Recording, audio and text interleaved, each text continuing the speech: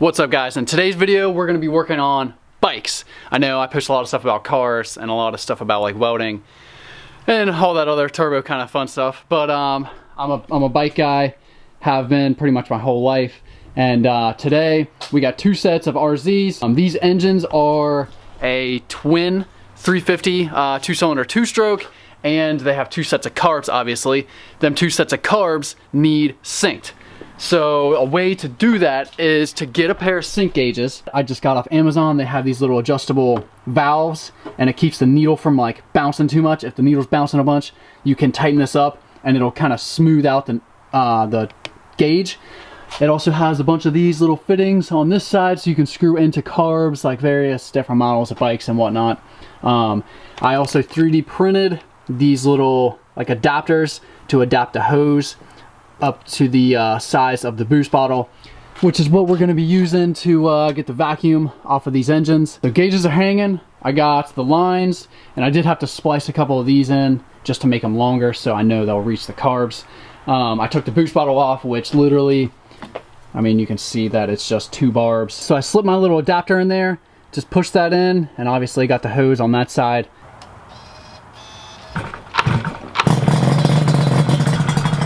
Alright guys, so we got this thing started. The gauges are kind of bouncing, and you can tighten that and it slows it up. As you can see right there. See how this one is a little bit higher than that? So I'm going to adjust this idle screw. I'm going to go out a little bit.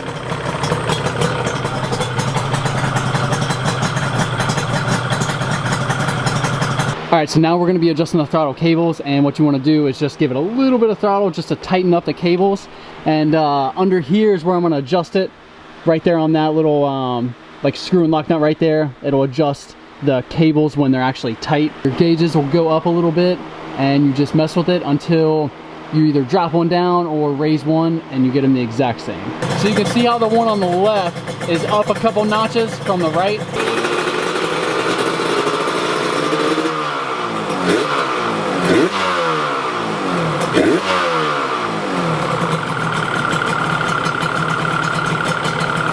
Alright guys, so the black RZ is done. Now I'm going to pull this blue one up in the same spot and see what that one's got. And my brother just adjusted these carbs, just kind of manually. You can get something and put them in the back side of the carb where the slide is, and you can kind of measure almost like a little feeler gauge on each of them. And you can get them pretty close like that, but I'm interested to see how close that is compared to the gauges. I would think the gauges, since it's measuring like the rate of flow into each cylinder, would be a better measurement, or a like more precise measurement.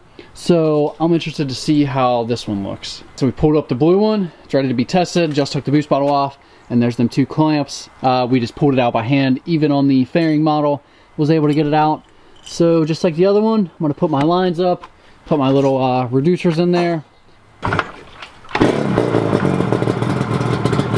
So you can see how that's off just a little bit. So we're going to mess with the idle screws and try to get this, bring this gauge up a little bit to that that 10 mark.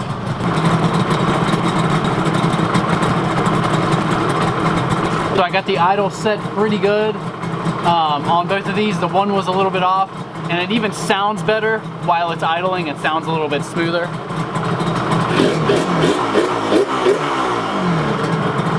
So, and as you can see, they're pretty much even on both of them, on each cylinder.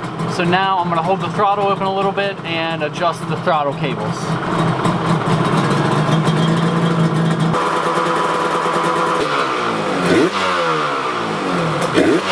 Alright guys, got the boost bottle back on the blue one, and we're going to go take these things for a rip.